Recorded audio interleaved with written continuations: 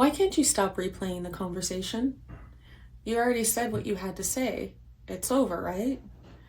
But somehow your mind just won't let it go. You keep going back, wondering if you said too much or maybe not enough, worrying how they took it, wishing you can just go back and hit rewind. Even hours later, your heart is still racing. Your stomach is in knots, and the worst part, no matter how many times you run through it, it just doesn't make you feel any better. If this sounds familiar, you're not alone. Overthinking past conversations is one of the most common signs of anxiety and emotional overwhelm, especially for those of us who are sensitive, self-aware, and trying too hard to hold it all together.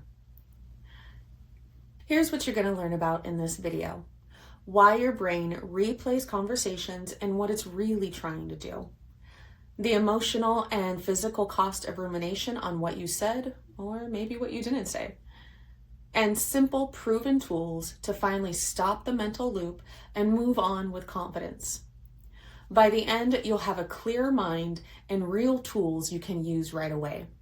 Your brain is like a search engine. After a tough or awkward conversation, it kicks into scan mode. Did I say something wrong?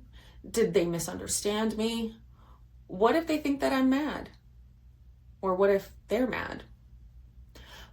But when your mind doesn't get a clear answer, it just keeps refreshing the page and refreshing and refreshing. That's why you keep replaying the moment. Not because you're dramatic, not because you're too sensitive, but because your brain is trying to protect you. It's trying to protect you from uncertainty, rejection, and regret. Understanding why this happens is powerful. But if you let your brain keep hitting that refresh button over and over again, it does come at a cost. Your brain is wired for survival and social belonging. After anything that feels like a threat, even just an awkward pause, it starts scanning for risk. Replaying the conversation feels like you're solving it. But the spoiler alert, it's rarely giving you clarity. It just keeps you stuck in that stress loop. This is your brain trying to feel safe through uncertainty. It's mental safety seeking, but it's not actually helping you move forward. Here's what's happening behind the scenes when you keep revisiting that moment. You trigger the same stress response as if it's happening all over again. Mentally, your focus drops, you feel foggy, distracted, and irritable. Emotionally, you feel self-doubt, guilt, shame, and regret. All the greatest hits, right? And physically, it can look like tension in your neck, a tight jaw, stomach issues, or trouble sleeping. And then socially, it makes things worse because you might start reacting not to the actual person, but to the story you're stuck in about what happened. Let's break this into 3 doable steps. Step 1, interpret the thought loop. First, name it. Literally say, I'm replaying again, not problem solving. This helps to create space between you and the thought. Then next, try box breathing, a simple breathing pattern to calm your system. So you're going to inhale for 4 seconds, hold for 4 seconds, exhale for 4 seconds, and hold for 4 seconds. Repeat for 3 or 5 rounds. This helps to slow your heart rate, regulate your breath, and helps interrupt anxious thought patterns. Want to try another tool? Try a rumination timer.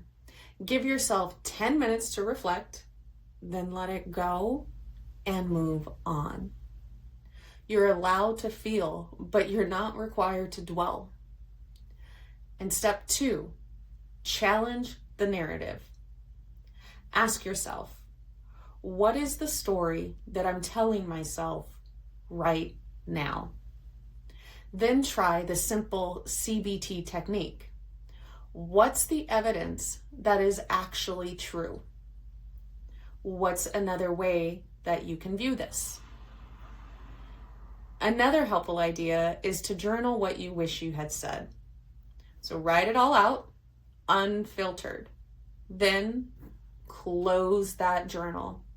Let it live on that page and not your brain. And then lastly, we have step 3, which is practicing release. This one is all about letting go. You can use ACT, which is acceptance and commitment therapy, to help. Here's the practice. Notice the thought. You're going to do the same thing as before and name it. Then let it be there without gripping it so tightly. You can try this affirmation. I did the best that I could with what I knew in the moment. That is enough.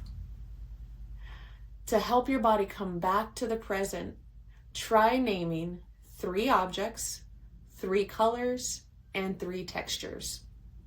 So you want to look around and identify 3 objects. See, lamp, curtain, and desk. Then you want to name 3 colors around you. Blue, green, and gray. Then 3 textures that you can feel.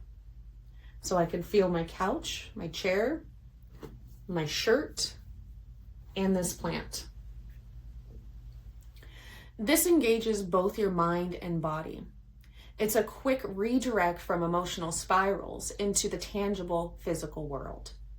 You just learned how and why your brain keeps those loops going and how to stop replaying conversations in your head.